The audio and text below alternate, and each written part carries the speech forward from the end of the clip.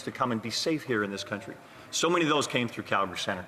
My office helped so many of those people. I'm proud. I meet with those people often, and it was another great testament to how our two countries work together hand in hand in advancing common goals, common objectives, common culture, if you will, Madam Speaker. Let's see how this free trade agreement melds into that. I'm happy to take some questions at this point in time. Thank you, Madam Speaker. Excellent speech. Well, the honourable member will have to wait after after statements and question period to answer questions. Statements by members. Déclaration de député. The honourable member for Kitchener Centre. Madam Speaker, it wouldn't be appropriate, so I wouldn't dare point out to you if there was someone quite special to me in the gallery, even if it was my mom. The daughter of Italian immigrants, she was the first to model for me what it looks like to passionately advocate for someone else. In my case, fighting for me through the depths of our healthcare system when I was just a kid. She's the first one who showed me what care and thoughtfulness looked like when she'd make lunch for my brothers and I, carefully noting on each lunch bag whose tuna salad sandwich had celery in it and whose most certainly did not. And she's the one who, through all the years, reminded me again and again that I can be my own harshest critic and that I can only do my best, whether I was when I got 9 out of 10 on a math test or came in second in my first election campaign. She's always been my biggest fan, reminding me that she loves me to the moon and back. Merci, maman, je t'aime. Thank you, Mom. I love you too. And the honourable member is correct. It's not right for him to point who's in the gallery, but I'm sure that his mother is very proud of him. The honourable member for Nepean. Thank you, Madam Speaker. Every year, November is the Hindu Heritage Month. This provides us the opportunity to recognize, preserve, celebrate, and promote Hindu culture and heritage. Hindus are close to 1 million strong in Canada. We have come to this wonderful country from all across the world. It is important for us to preserve our Hindu culture and heritage in Canada for our future generations. Hindu Canadians are the most peaceful, highly educated and hardworking community, and hence a successful community. Hindu Canadians have significantly contributed and continue to do so for the socio-economic development of Canada. We have immensely enriched the rich Canada's multicultural fabric. Though the ancient Hindu heritage is alive and growing, it freely adapts to any society or civilization and also gives to whoever it comes in contact with. Happy Hindu Heritage Month. Thank you, Madam Speaker. The honourable member for Calgary Centre. Thank you, Madam Speaker. Canada will mark Remembrance Day next Saturday, and we will gather to honour those that have served in guiding this country's freedom, those who currently serve, and those who have paid the ultimate price. We are forever in their debt. In Calgary, Remembrance ceremony started on November 1st as we mark 10 additional days of memorializing those who answered the call.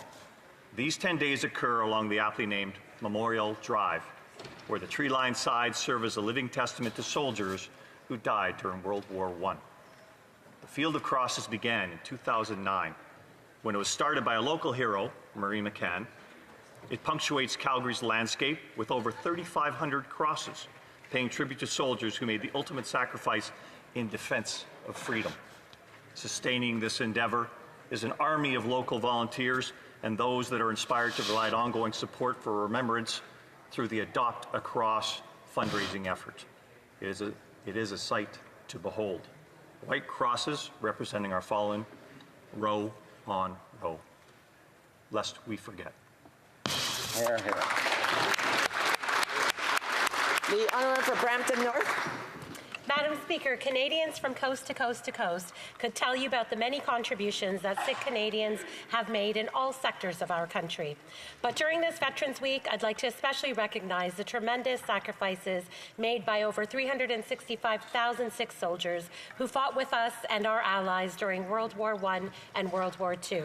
This Sunday, many Canadians, including myself, will be attending the Sikh Remembrance Day ceremony in Mount Hope, Kitchener, to remember these heroes. The annual Remembrance Day ceremony for Sikh Canadians in Mount Hope is a 15-year-old tradition that has been held at the grave of Private Bookham Singh. Private Bookham Singh joined the Canadian Expeditionary Force in 1915. He was a pioneer Sikh Canadian who served right alongside other Canadian troops in World War I. Private Bookham was a brave hero who was wounded twice in 2 separate battles. He fought and died for our country, and in honor of his memory, today in Brampton we have a school in his name. Madam Speaker, as Canadians, may we never forget the sacrifice and contribution that Sikh Canadians like Private Bookham Singh have made to Canada. Thank you.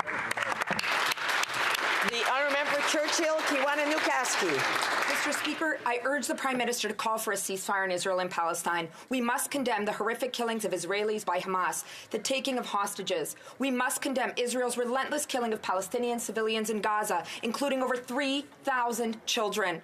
UNICEF has said that Gaza has become a graveyard for children. Let me be clear, Canada is complicit. Canada's arms exports to Israel are at record high levels, over $20 million exported last year. A significant percentage of our exports include explosives and components related to military aircraft. There is the risk they've been used in the bombings of refugee camps, hospitals, the killing of entire families. Canada used to be a leader for peace in the Sinai, in Cyprus, at the UN. We need to be that voice for peace now more than ever. Call for a ceasefire, the freeing of hostages, immediate humanitarian aid, and a 2-state solution with peace and security, including the end of the occupation and a just peace for Palestinians. The Honourable Member for Châteauguay-Lacolle. Madam Speaker, we have just had a very difficult summer. We were faced with extreme heat, torrential rain, and unprecedented wildfires. Yet again, I was able to witness the courage and solidarity of the agricultural producers of Châteauguay-Lacolle when faced with climate-related hardship.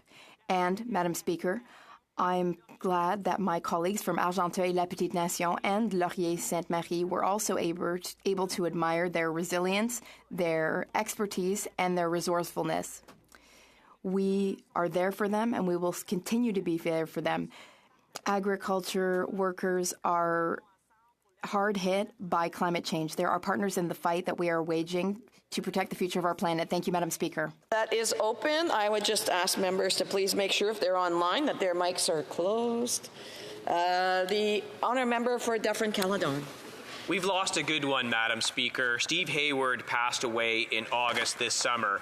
He spent his entire life serving our community in Caledon. I met Steve in 2019 at the Alton Legion during a Remembrance Day ceremony. Steve was a fixture there. In fact, Steve spearheaded the $400,000 renovation of the Alton Legion. He also was in charge of trying to get Dixie Road renamed Veterans Way. He was always giving to our community and always giving to the Legion. It was all about community for Steve. He volunteered everywhere. He founded Club Caledon to help young people. He volunteered with lacrosse, minor baseball, minor hockey, just to name a few. He was also in 2021 Caledon's Senior of the Year, but there's more. To children all across Caledon, he was Mr. Santa, where he dressed up in that beautiful red costume and brought joy to children all across Caledon.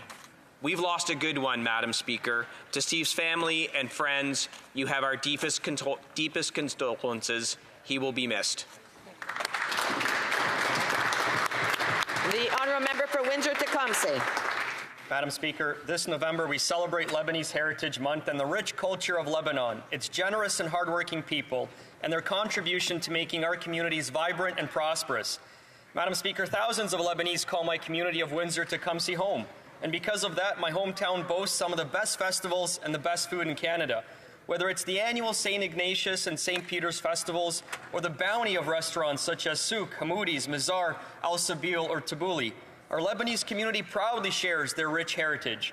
It is also a community of dedicated doctors, nurses, teachers, artists, athletes, and entrepreneurs.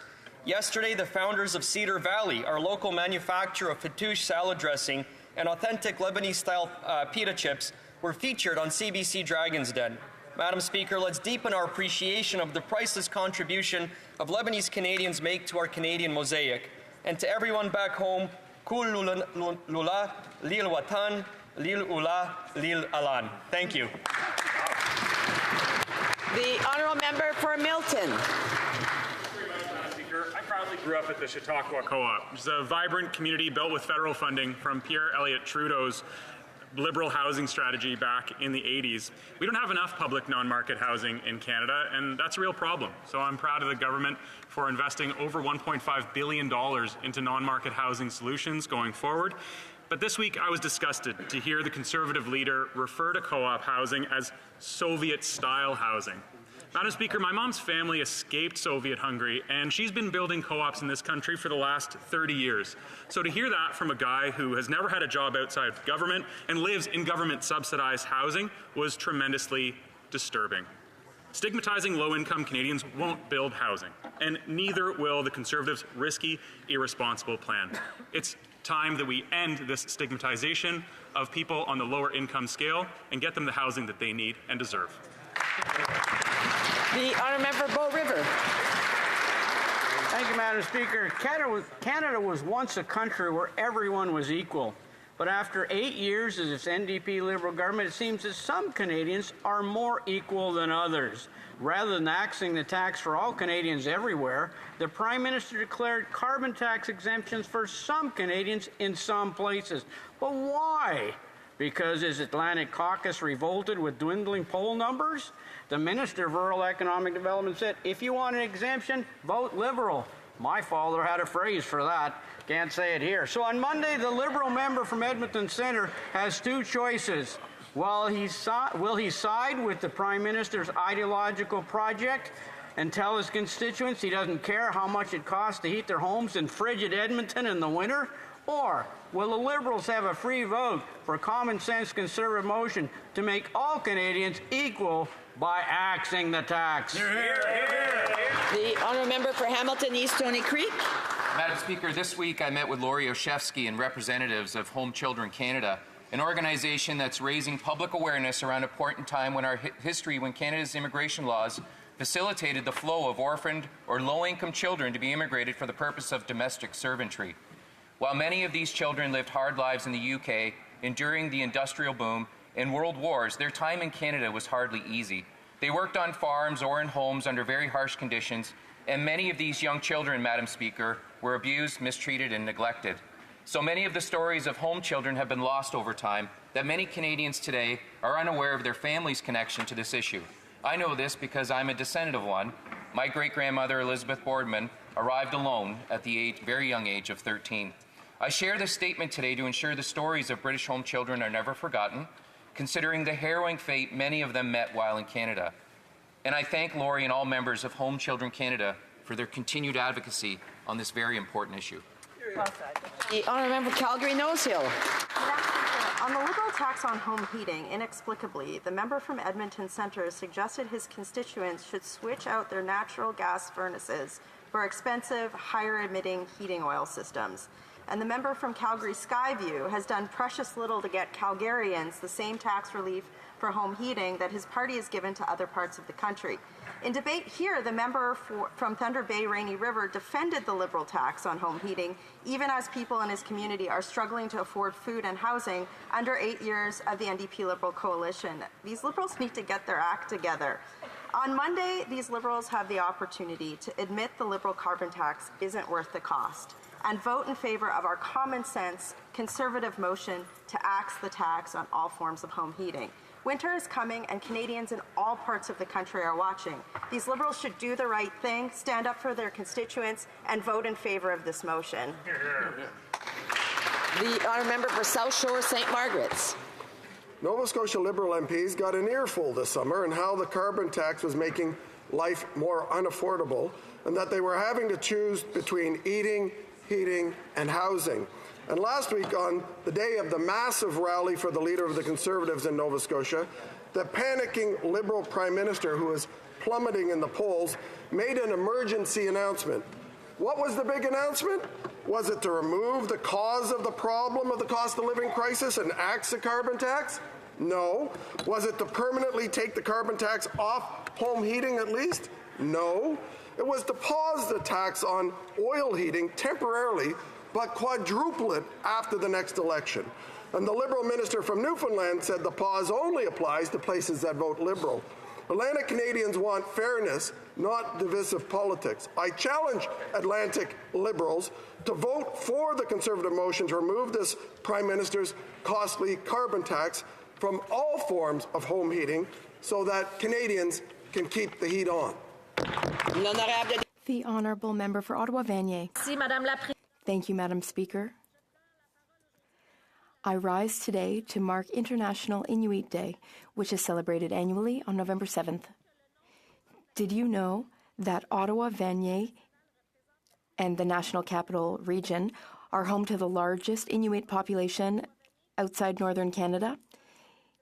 In my community, we're home to several organizations dedicated to serving the community, including Inuit Arts, a place where residents can practice art, learn, and practice Inuktitut. And we also have the Inuktitut Center and St. Margaret's Church, which welcomes members of the community. Join me and the Ottawa Inuit community to celebrate Inuit International Day at the Ani Putuguk Park in Sandy Hill from 1 to 4 p.m. It will be an opportunity to experience the unique Inuit culture, heritage, and traditions. Community feasts, tuvan throat singing, and drumming performances will be featured. Nakumik, Madam Speaker. The Honourable for Nanaimo Ladysmith. Madam Speaker, now more than ever, we need true leadership from those elected to represent Canadians. We are seeing the devastating impacts of the climate crisis, and too many are struggling to make ends meet. Yet, the outdated, first-past-the-post electoral system is not providing Canadians with the representation they need, one that truly matches our communities. Canadians know change is necessary. We don't have time to wait. The Liberals ran off a promise of electoral reform, but instead, this promise was broken time and again. Motion 86 calls on the government to implement a National Citizens' Assembly on electoral reform. Ensuring democracy is strong is all of our responsibilities as elected officials, yet Canadians are watching in dismay as divisive politics and partisan games get in the way of real action. Madam Speaker, today I call on all members in this House to listen to Canadians and support M86.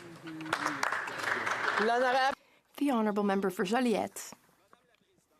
Madam Speaker, the Parti Québécois has just published a study about the finances of an independent Quebec. The study is both thorough and accurate. Its publication prompted the National Assembly to unanimously adopt a motion recognizing the financial viability of an independent Quebec. In other words, all elected representatives of all political parties represented in Quebec City, including the West Island Liberals, agree that Quebec as a country would be financially viable. The study shows that Quebec would be comparable to G7 and OECD countries across all financial dimensions. But most of all, the study reminds us that beyond financial viability, the economic advantage of being a country is being able to choose for ourselves where we invest our money by putting an end, and I'm quoting their leader, to federal favoritism to Quebec's detriment when it comes to direct investment in the economy. Quebecers have more than enough resources to have their own country. The only question is when.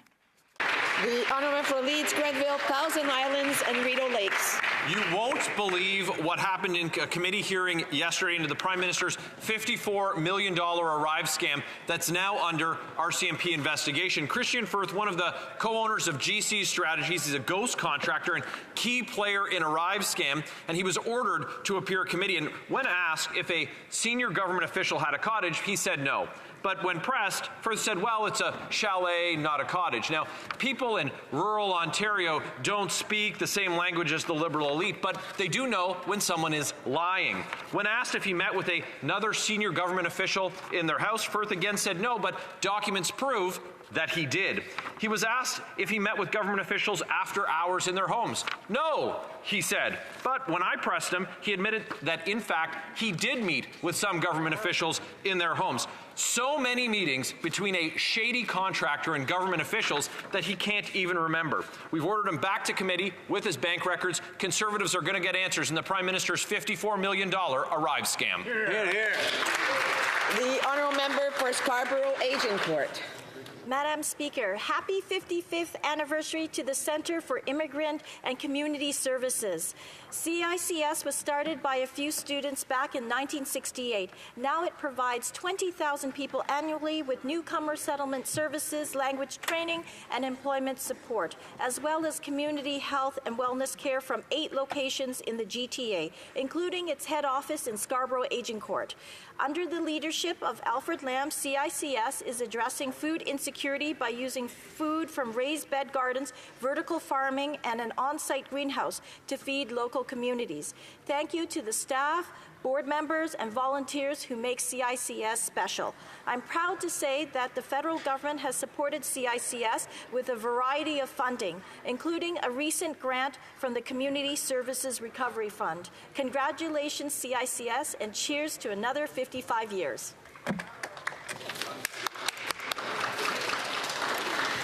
Oral questions, questions orales. The honourable member for South Surrey White Rock. This desperate Prime Minister announced a temporary pause on carbon tax on home heating for some Canadians in some regions, but only if you heat with oil. How is that fair? In Sudbury, temperatures dropped to -30 in the winter. Families are struggling to keep the heat on.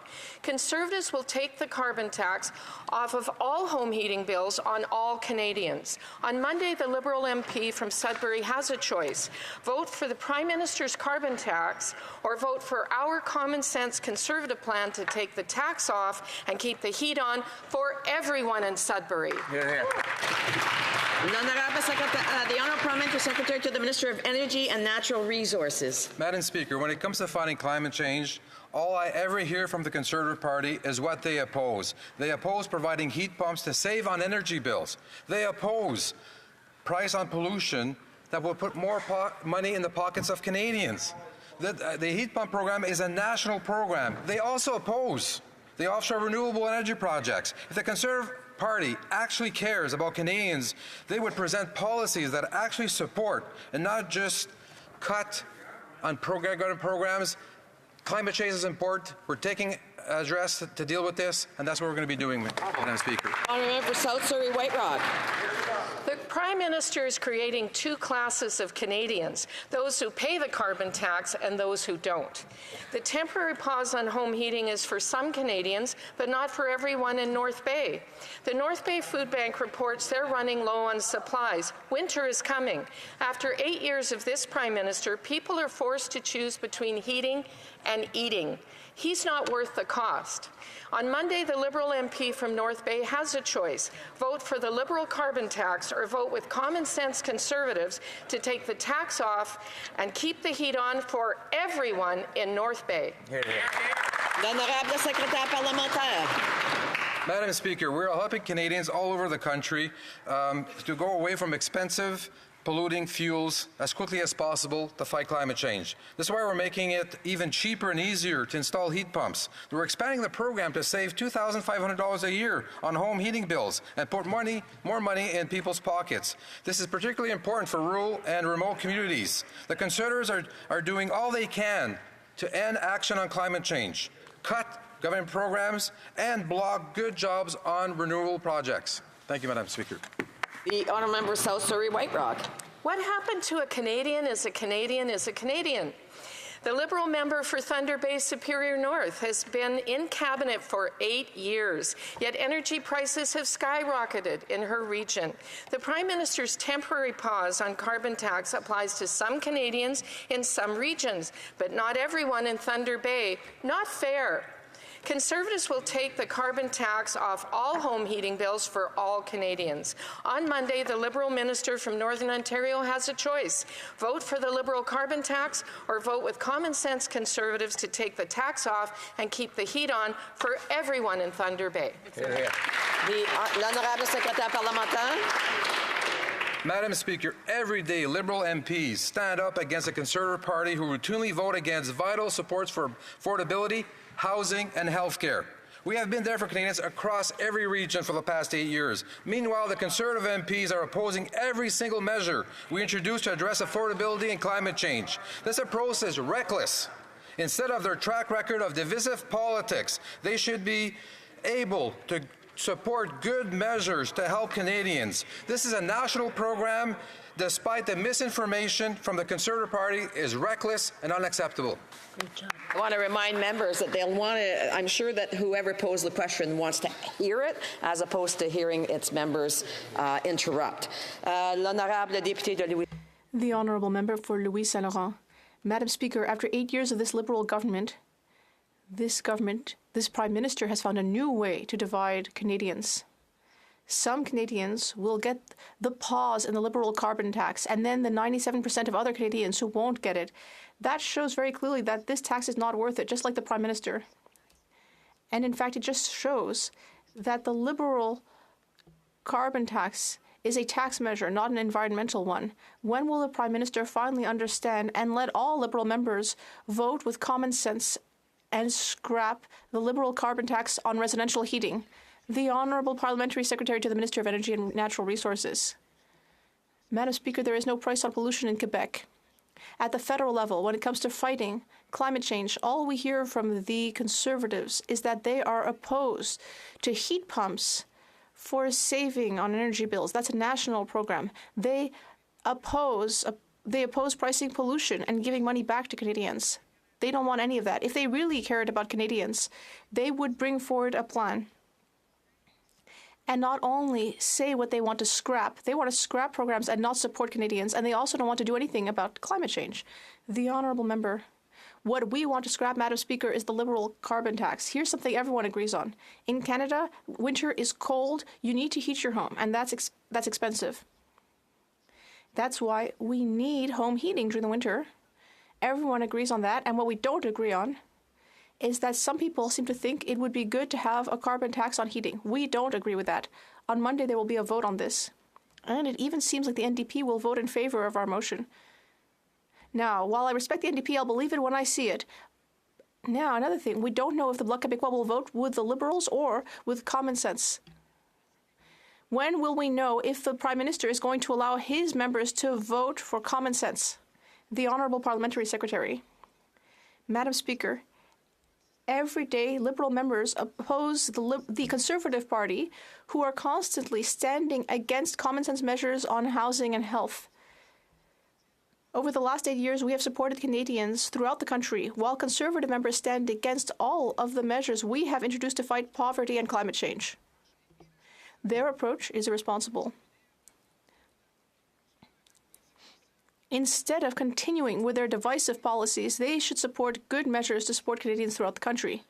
The Honourable Member for Saint-Jean.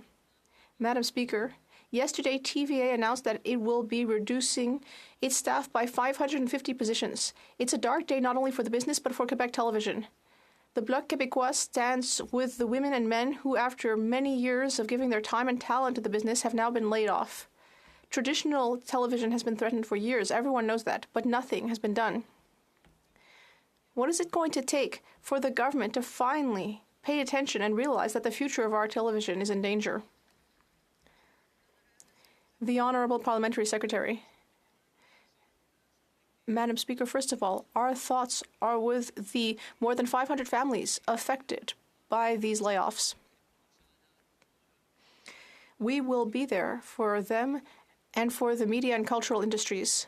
The reality is that this is why we need to continue with our work on C11. That's why we brought in that bill. Unfortunately, the Conservatives still stand against the measures to protect our cultural industries and Canadian content. The Honourable Member for Saint-Jean. Madam Speaker, Pierre-Carl Pelado was very clear. Traditional TV's business model no longer works. We need to rethink how we do things. That's true for TV, radio, and newspapers.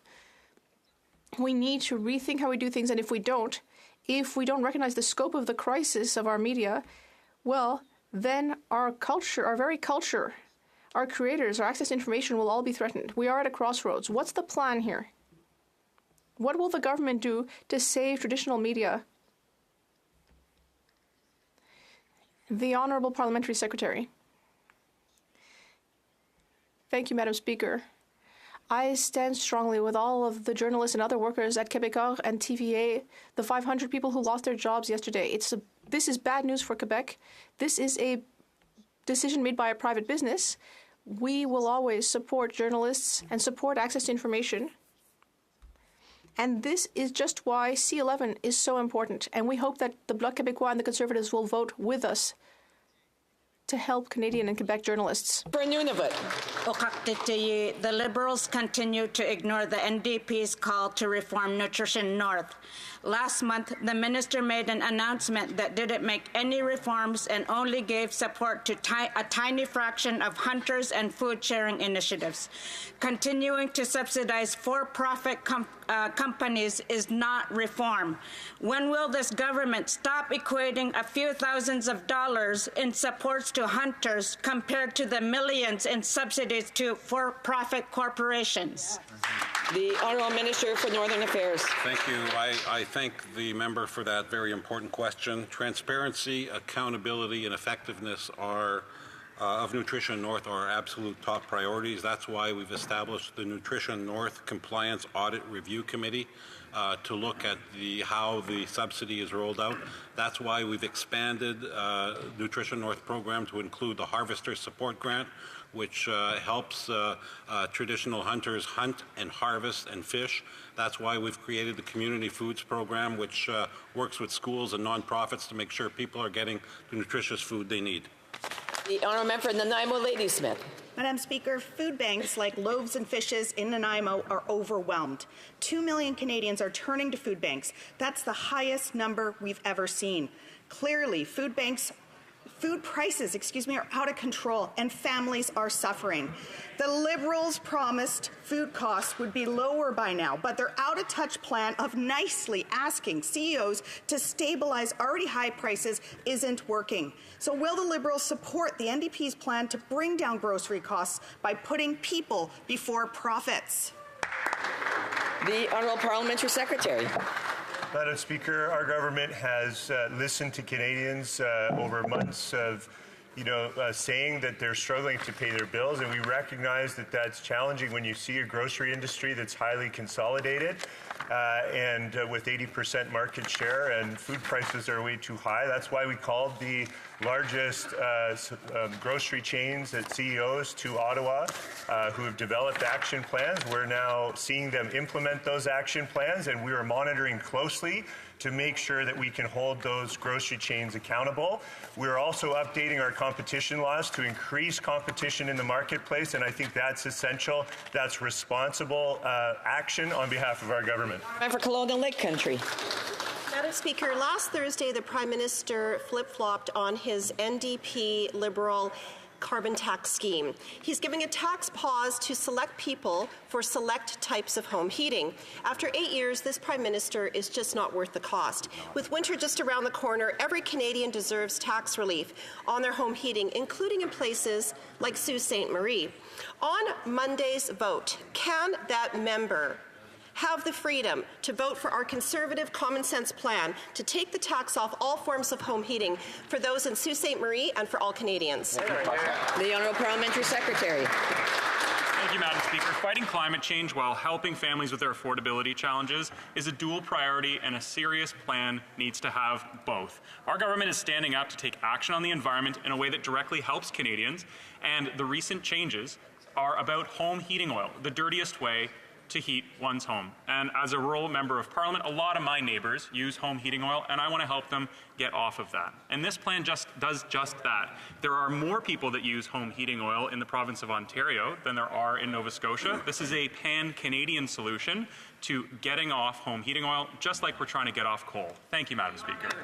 Country. Well, Madam Speaker, the Prime Minister has created two classes of Canadians, those that pay carbon tax and those that don't. And I'm sure the member for Sault Ste. Marie has been hearing the same thing from his residents as I have from mine. People are struggling to afford to keep the heat on when the temperatures go down. They don't understand why they're being punished for using clean natural gas. So again, on Monday, will the member for Sault Ste. Marie vote with his Liberal government's costly, unfair tax on home heating, or will he stand with the Conservative motion to take the tax off and keep the heat on for residents of Sault Ste. Marie and for all Canadians? Great question. The Honourable Parliamentary Secretary, the Minister of Environment and Climate Change. Thank you, Madam Speaker. And I think it's important to point out, since the question came from a member from British Columbia, that British Columbia doesn't have a federal carbon tax. They use their own, and they're actually a leading province on fighting climate change. Conservatives keep claiming that pollution pricing is driving up inflation, Madam Speaker, and that is just false. This is about moving away from the dirtiest way to heat a home, the least healthy way to heat a home, and lowering emissions at the same time, Madam Speaker. You know, it would be great that if in this place we discussed not whether we should fight climate change, but how we fight climate change. It would be great to hear from the Conservatives if they have a plan.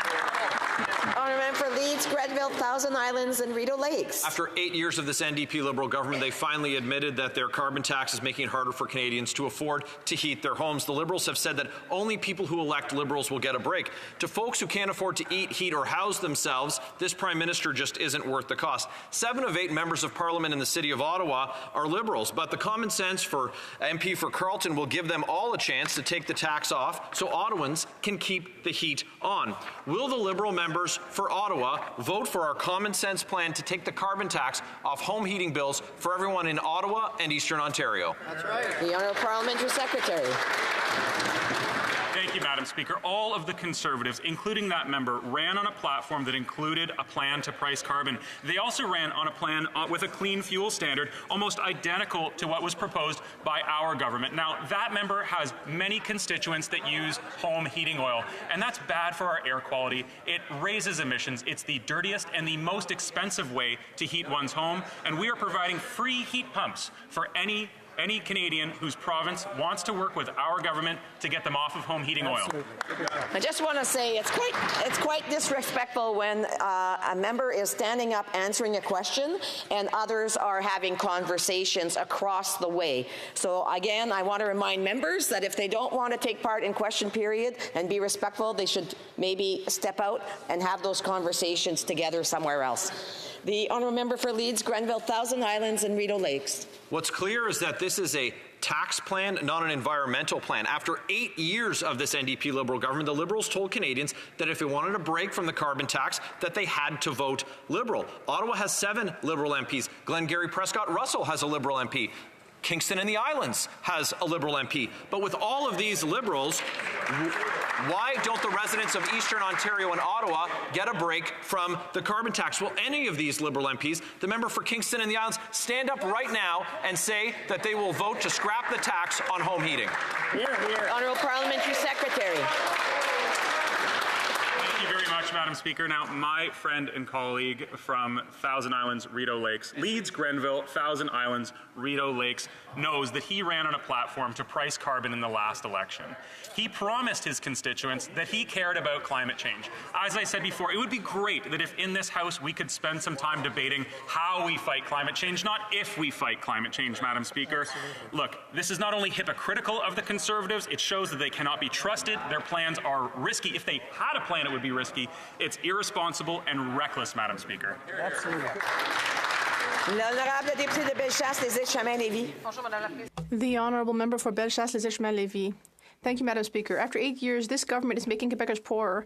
The second carbon tax does apply to Quebec, up to 20 cents per litre of gas.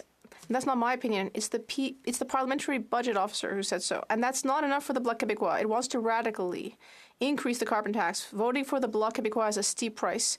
We have a Conservative motion asking for the carbon tax to be scrapped for everyone.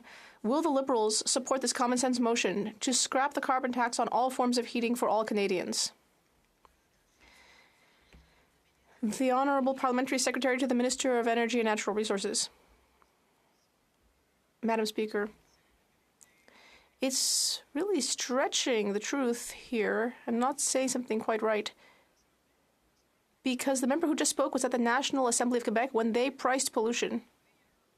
Quebec was a real leader, global leader, when it did that. And now here, this member gets up in the House and says that she doesn't believe in the carbon tax. I think she should speak to the leader of the opposition and tell him that this is not a way to support Canadians, Quebecers, or the environment. The Honourable Member for Bellechasse-Lévis. Madam Speaker, after 8 years in power, this government is panicking. The Prime Minister announced a pause on the carbon tax for the Atlantic region. That's not enough. We are asking him to be fair to all Canadians, including Quebecers. Despite what the Bloc Québécois says, the second carbon tax will apply to Quebec. There is a real cost to voting for the Bloc because they want to radically increase the tax. I would like to remind you that, Madam Speaker. Will the Prime Minister ignore the demands of the Bloc Québécois and vote for our motion to help Quebecers? The Honourable Parliamentary Secretary.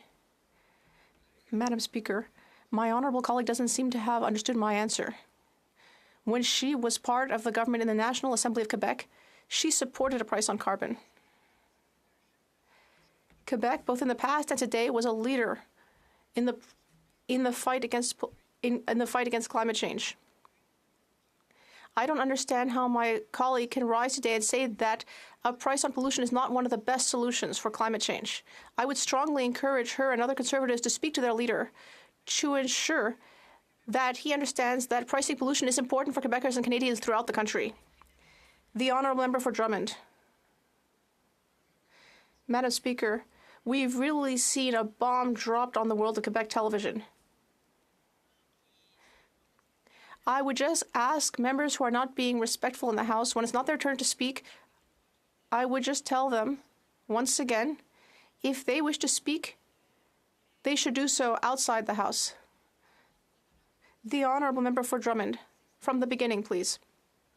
Madam Speaker, a real bomb was dropped into the world of Quebec television. TVA, the most watched TV business in Quebec, will have to lay off 547 people. That's a third of its staff. We are losing incredible people working in our culture sector. This is a disaster, and it was unfortunately something that should have been foreseen. If this could happen to TVA, it could happen to any of our businesses. We need to rethink everything. We need to work really hard. Does the minister really think that C11 and C18 are enough to save Quebec media? The Honourable Parliamentary Secretary to the Minister of Canadian Heritage. Madam Speaker, this is another sad example of exactly what our bill on online broadcasting aimed to do something about. We know that it's not easy to do something to make the media landscape fairer to all voices within Canada. But we will ensure that all markets, including the Francophone market throughout Canada, are supported. Our culture and democracy depend on the measures that we will take to support a media system that Canadians deserve and expect. That's what we're doing, and that's what the Conservatives have opposed at every stage. The Honourable Member for Drummond. Madam Speaker, these hundreds of jobs lost with TVA will have a direct impact on rural news. Fewer journalists, fewer distributors, fewer studios, less airtime, smaller teams with fewer resources.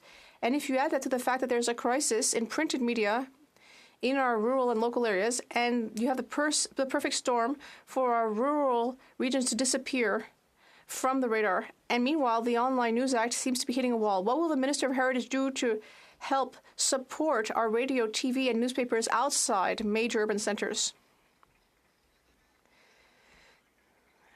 The Honourable Parliamentary Secretary to the Minister of Services. Madam Speaker, once again, our thoughts go out to workers and their families, especially with the holidays coming up. This situation could have been avoided, and all of these workers would still have a job if the Conservatives had not spent the last few years constantly opposing C11. Yes, C11 is enough. Yes, we are there with a bill that would help save jobs in media. Luckily, we have brought in C11, and that will provide solutions to keep well-paying jobs. Calgary Heritage. The single mom in Calgary who might lose her home next month woke up to news that one part of the country gets relief from the NDP Liberal carbon tax. She does not. After 8 years, this Prime Minister finally admits he's not worth the cost. When will he realize that heating your home is not a luxury and end this carbon tax chaos for all Canadians? The Honourable Parliamentary Secretary to the Minister of Energy and Natural Resources. Madam Speaker, with respect to the colleague, what we set up is a national program.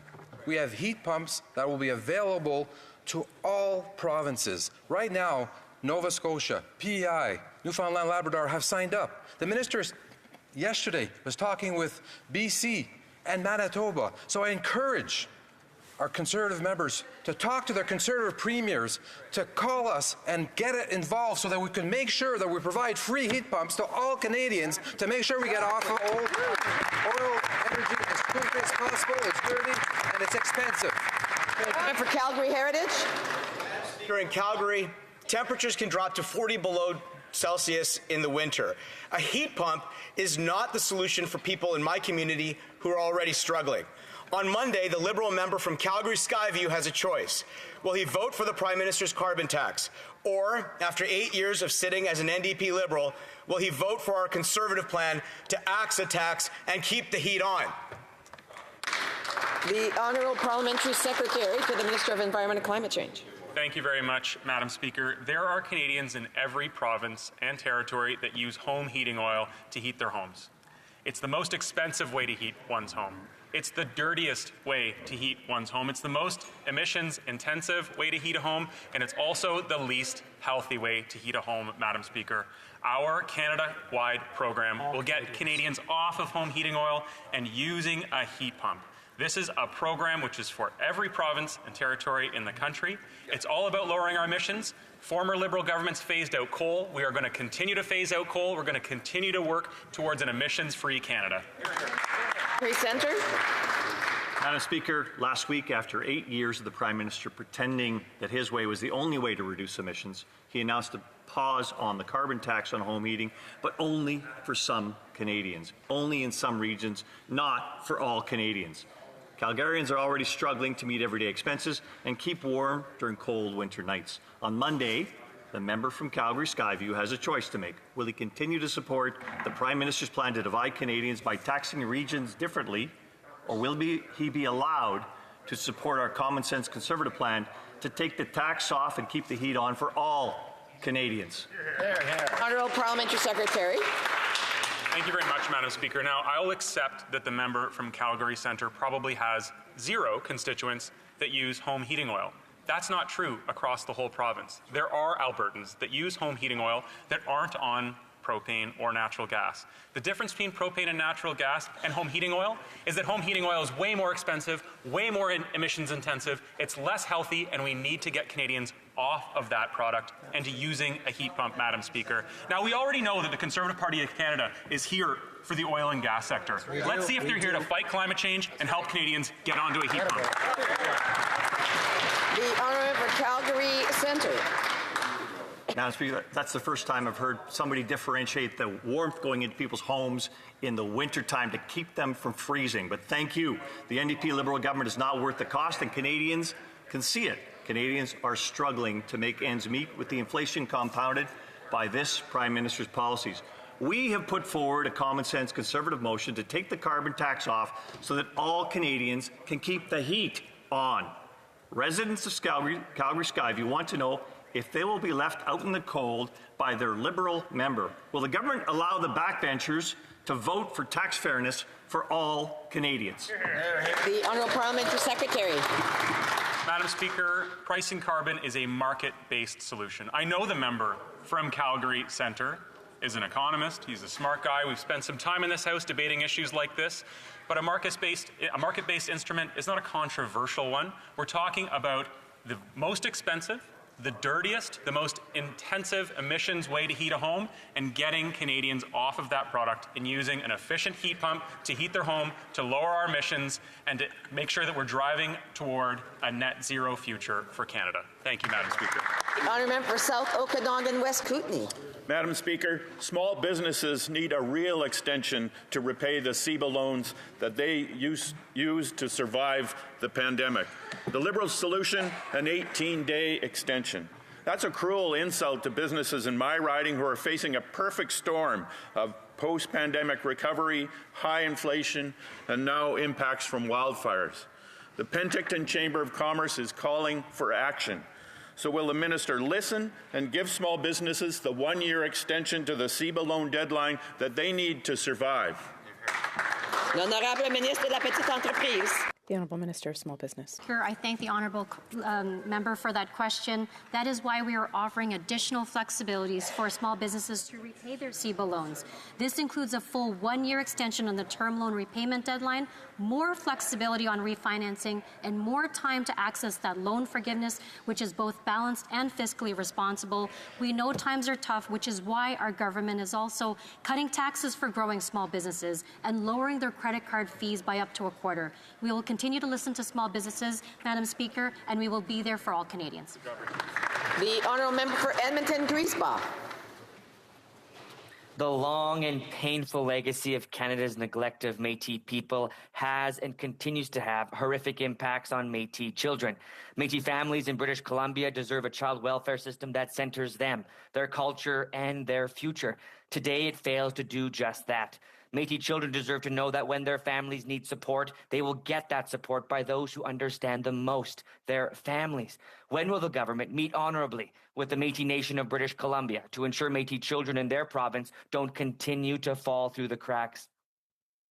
The Honourable Parliamentary Secretary to the Minister of Crown Indigenous Relations. I think the member opposite for his question and for his passion in regards to advancing Métis interests across Canada. You know, our government is committed to working with the Métis. Our government is continuing to advocate and make sure that all children, all Indigenous children in Canada have the proper supports. We're going to continue to work with First Nations. We're going to continue to work with Inuit. We're going to continue to work with Métis. We'll get it right. We're going to have to meet with the stakeholders to make sure we do so, but we're committed to doing so. The honourable member for Vaughan Woodbridge.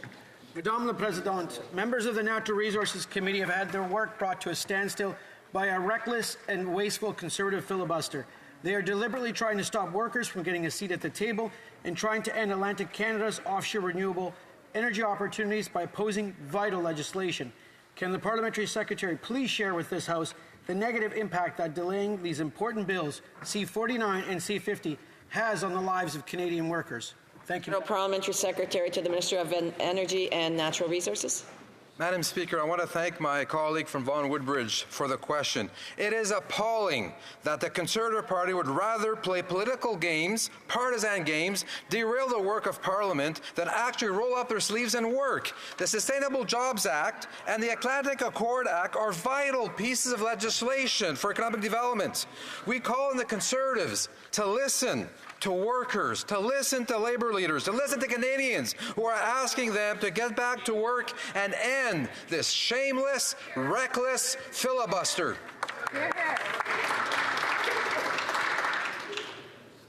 The honourable member for Calgary-Nose Hill. Madam Speaker, the member from Calgary Skyview should be fighting to get the same tax relief for home heating for Calgarians that his party divisively gave to other parts of the country. His constituents, which are next door to mine, are struggling to buy food and afford mortgage payments after 8 years of this Liberal government. On Monday, he has a choice to make. Will he check the mail, stand up for the people of Calgary, and vote in favour of our common-sense Conservative motion to axe the tax on all forms of home heating? L'honorable secrétaire parlementaire. The Honourable Parliamentary Secretary. Targeting home oil eating across the country. 1.3 million households have home eating oil. Oil heat is more expensive, 2 to 4 times more expensive than natural gas. Oil heating has nearly increased by 75% since 2022 with the war in Ukraine. We've also, Madam Speaker, increased the rural rebate. We've doubled it from 10 to 20%. These are affordable measures. I would encourage the Conservative Party to support climate change, to support affordability measures, to help the constituents, and support this program all across Canada. A member for Calgary Nose Hill. Well, I don't think the member from Edmonton Centre got that particular memo, because earlier this week, the member from Edmonton Centre, whose constituents overwhelmingly use natural gas to heat their homes, suggested his constituents, in fact all Canadians, should switch out their cleaner gas furnaces for expensive, dirty heating oil systems. Wow! I have a better idea. Will the member from Edmonton Centre get with the climate plan and vote in favor of our common sense motion to axe the tax on all forms of home heating and provide the same tax relief that his party is giving to other parts of Canada? L'honorable secrétaire parlementaire. Mr. Speaker, we know the price of home heating oil has skyrocketed due to the global commodity prices, and that's why we're stepping up to help with a national program. The Conservative Party needs to do their homework. We are focused on ensuring we're addressing the pressing needs of every part of the country. I would encourage the member on the opposite of the Conservative Party to talk to their provincial premiers. We have Nova Scotia, we have PI, we have Nova Scotia and Newfoundland. We need other premiers to come to the plate to establish a home pump program, make it free for all Canadians all across. The honourable member for Langley Aldergrove. People in British Columbia are coming to realize that the NDP Liberal carbon tax is exactly that, a tax plan that is causing inflation, higher interest rates, higher mortgage payments. And after 8 years of this NDP Liberal government mismanaging our economy, Canadians are starting to realize that the Prime Minister is just not worth the cost. So on Monday, will he allow his members to vote yes to the common sense Conservative plan to take the tax off and keep the heat on? The Honourable Minister of Health. Well, thank you, Mr. Speaker. And of course, the member opposite knows that BC has its own system, that's just not accurate.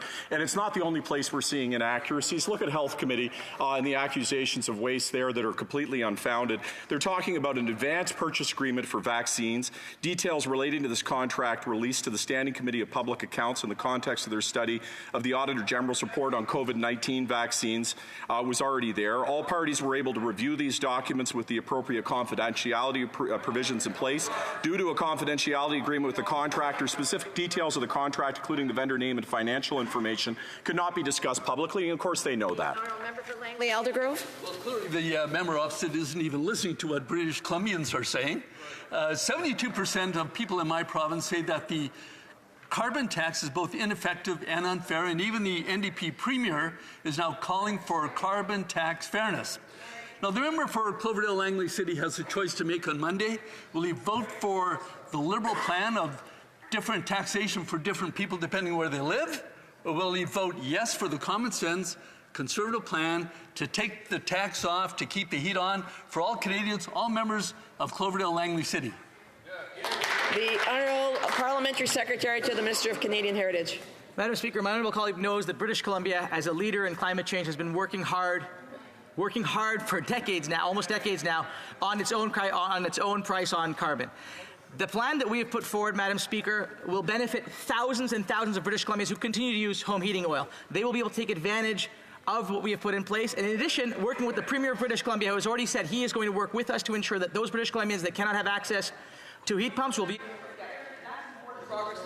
I'm sorry, somehow the Honourable Member could... the light went off, the microphone went off, so I will allow him to finish up the end of his... Madam Speaker, simply put, what we have put in place will help British Columbians, the thousands of British Columbians who continue to use home heating oil. It will help them move to heat pumps, and the Premier of British Columbia has announced that he will work with us, and that is how we continue the fight against climate change, working together, not by opposing every single measure as the Conservatives do. Madam Speaker, the Public Health Agency lost $150 million of taxpayer money on a failed contract. Wondering how it's possible to lose so much money? So are we, because the government refuses to say what the contract is, with whom, for what service, why it didn't work, and above all, why it did not demand to be reimbursed, since it got nothing for our money. Madam Speaker, Quebecers have a right to know. Who walked away with $150 million of public money without providing any services, and why? The Honourable Minister for Health. Madame le Président, le début de la pandémie, c'était... I remember at the start of the pandemic, it was a very difficult time for the country and for our people. At that time, it was necessary to make sure that all options were available. That's why we created agreements with many businesses that offered various types of vaccines, because it was impossible to know at that time who would be able to produce the right results. At the time, it was important to try every option. And that's the issue we're dealing with here today. The Honourable Member for Terrebonne. Madam Speaker, the government can't just cop out like that. The Parliamentary Budget Officer said the government should be able to provide at least some details, if not the name of the company. He also said that the loss of a $150 million contract clearly deserves an explanation. Madam Speaker, he's right. Quebecers do deserve an explanation. It's impossible that the government can't provide more details. So what happened with those $150 million? The Minister for Health.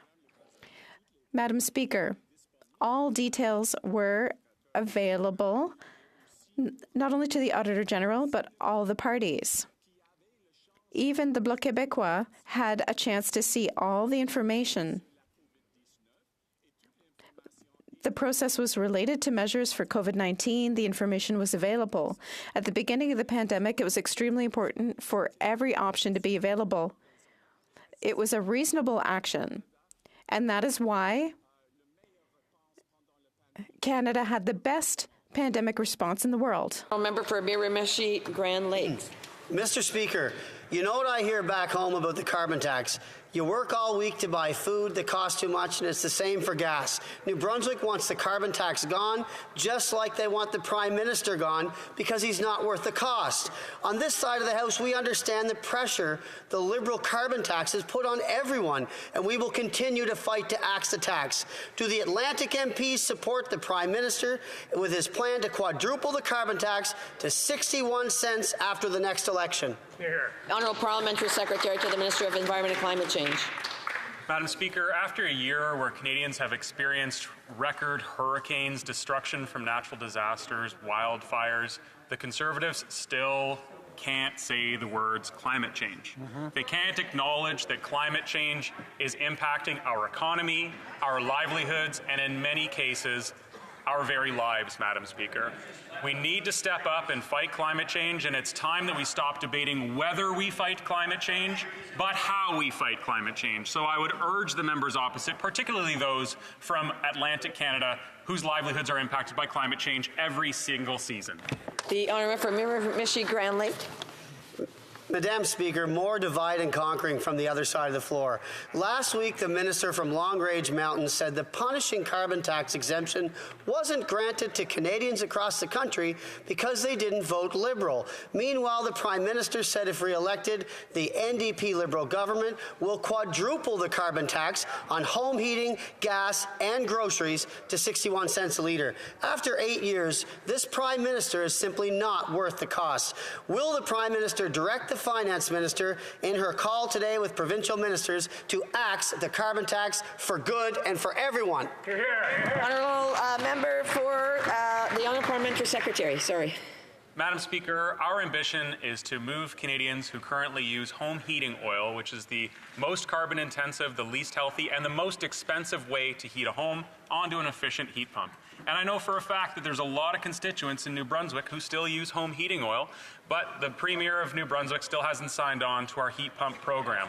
So I'm going to spend the next couple of weeks talking to Conservative provincial members to try to convince the Premier of Ontario to sign on so that my neighbours in Milton who use home heating oil can have access to a high-efficiency heat pump and get off of that expensive, dirty way to heat their home. For South Shore St. Margaret's. Yesterday, Nova Scotia NDP Liberals said removing the carbon tax from home heating will only save pennies. Every tank of home heating oil has at least $200 of carbon tax, apparently just pennies to Liberals. The Liberal carbon tax plan now is to increase home heating oil and carbon taxes to $2,400 a year after the election. After 8 years, this Prime Minister is not worth the cost. Will the Liberal who supports the quadrupling of the carbon tax to 61 cents a litre after the next election please stand up? The Honourable Parliamentary Secretary. Madam Speaker, the Conservatives are not giving all the information. Where there is a rebate providing to Canadians, there's also what we've done. Last week, we've doubled the rural top-off to 20%, which is important. If the member would care about jobs, he would have voted for C-49. If the member cared about jobs, they would tell his party to stop filibustering the Natural Resources Committee to pass legislation on C-49. They won't even have the legislation come to committee for debate, to bring the premiers, to bring witnesses to talk about it. It's shameful, it's reckless, and they're not there for Canadians. The Honourable Member for Châteauguay-Lacoste. Madam Speaker, when Canadians needed support during the pandemic, community groups and charities mobilized to provide essential assistance. Today, many of them are struggling to generate revenue, manage rising costs, as well as demand for services. And they have difficulty attracting and retaining volunteers and staff. Can the Parliamentary Secretary to the Minister of Families, Children and Social Development inform this House of measures taken to support these organizations? The Honourable Parliamentary Secretary. I thank my colleague for her question. Thanks to the Community Services Recovery Fund, nearly 5,500 organizations across the country received funding. In the members' riding of Châteauguay-Lacoste, that means that groups like the Centre de 55 et Plus de Châteauguay can better support seniors. It also means that organizations like Cultivons Châteauguay can continue to nurture their community. And the Centre Multifonctionnel Horizon can continue to serve people with disabilities. These are local groups making a real difference, and I thank her. Calgary, Rocky Ridge. Madam Speaker, last Thursday, the Prime Minister announced a temporary pause on the carbon tax on home heating for some Canadians, but not all. It's cold in Calgary in the winter, and after 8 years, Calgarians are struggling to afford to heat their homes and know that this Prime Minister is not worth the cost. On Monday, will the MP for Calgary Skyview be permitted to vote for our common-sense Conservative plan to take the tax off so Canadians can keep the heat on, or will his vote get lost in the mail? The Honourable Parliamentary Secretary to the Minister of Environment and Climate Change. Thank you, Madam Speaker. I appreciate the question from the member from Calgary, Rocky Ridge, but I would like to reinforce the fact that this is a Canada-wide program, and it is about getting Canadians off of home heating oil, not in one region, but in all regions, Madam Speaker, because heating your home with home heating oil is expensive, it is dirty, it is unhealthy, and it is the most emissions-intensive way to heat your home, Madam Speaker. A home heating pump will provide relief economically and on the environmental side as we lower our emissions, phasing out coal and dirty fuels like home heating oil right across Canada. Thank you, Madam Speaker. The Honourable for Calgary, Rocky Ridge. Madam Speaker, this government and this Parliamentary Secretary are simply dividing Canadians. This government continues to divide Canadians, and it gets even colder in Edmonton. And it's obvious that the Minister for Edmonton Centre has absolutely no pull with this government because for years he has failed to deliver and to represent Alberta in cabinet. So Monday is his big chance. Will the Minister for Edmonton Centre finally stand up for Alberta and vote for our common sense motion to take the tax off so his constituents in Edmonton can keep the heat on? The Honourable Parliamentary Secretary to the Minister of Energy and Natural Resources. Let me go back to the earlier questions about Northern Ontario. I'm happy to say that for the first time, the former leader of the Conservative Party from Regina Capel came to Northern Ontario. He's there now. People in Northern Ontario have voted strongly for strong Liberals MPs in Sudbury, Sault Ste. Marie and Thunder Bay. I'm really happy to see that now for the first time the Conservative Party is paying attention to Northern Ontario. They voted against the critical mineral program, which is $3 billion. They voted against FedNor. They voted against EV. They're voting against projects that are important to Northern Ontario. I welcome the debate in the House. Montmagny, l'honorable député de Montmagny, Lislet, Kamouraska, Rivière-du-Loup. Madam Speaker, next Monday, members of this House will have a choice. Vote for common sense and cancel carbon tax on all forms of home heating. After 8 years, this government still doesn't understand that it needs to give all Canadians a break. Unfortunately, the Bloc doesn't get it either.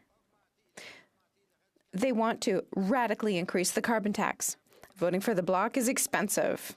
Will the Prime Minister finally listen to reason, ignore his Bloc friends, and vote for our motion? Parliamentary Secretary to the Minister of Environment and Climate Change. Merci, Madame la Présidente. C'est important. Thank you, Madam Speaker. Unfortunately, I have to say this one more time, that there's no federal carbon tax in Quebec. The members for Quebec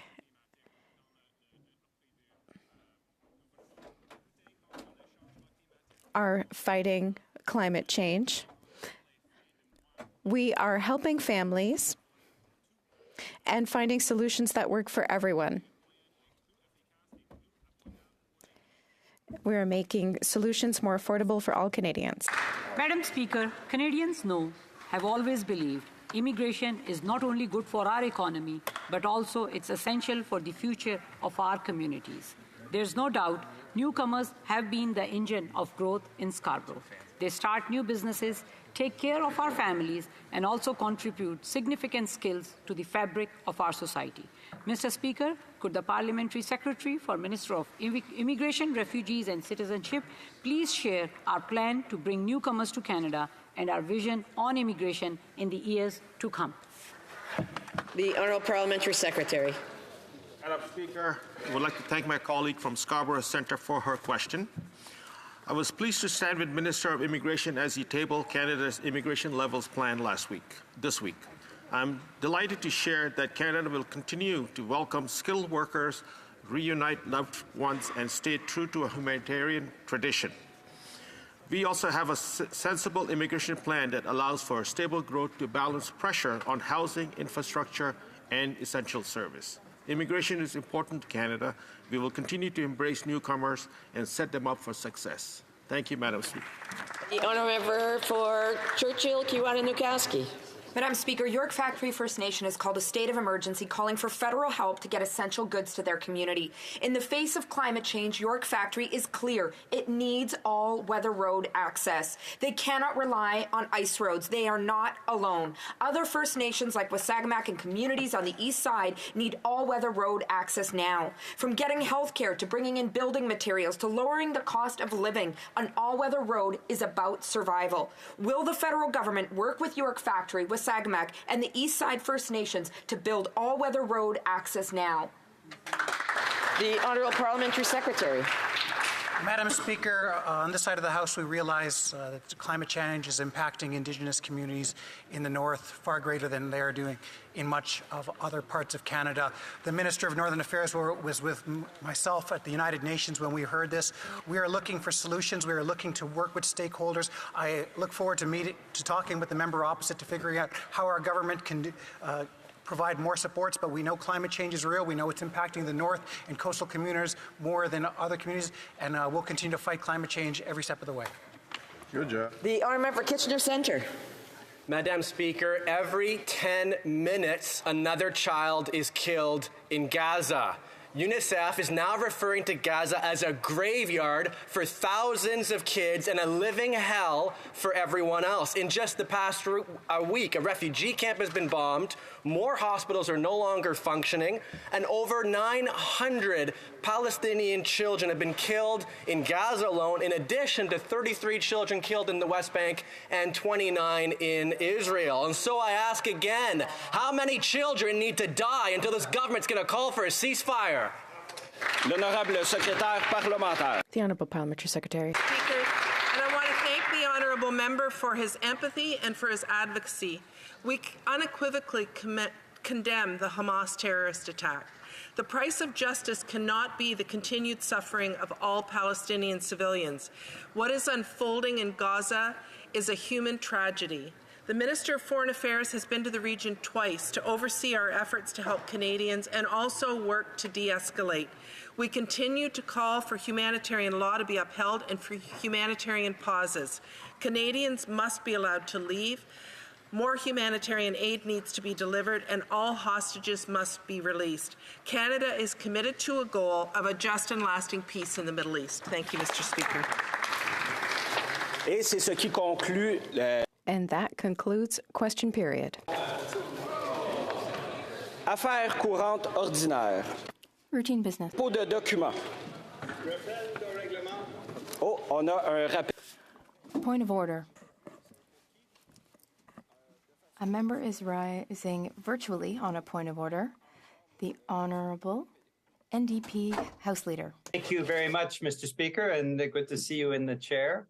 I wanted to briefly follow up on my point of order yesterday that was quite extensive about question period, citing, of course, Speaker Bosley, Speaker Milliken, the member from Regina Capel. All of it focused on the reality of question period needing to be a forum for government administration, government business. And I raised the fact that previous speakers have ruled very clearly about that you have to keep your questions on government administration. I would note, Mr. Speaker, that many of the questions today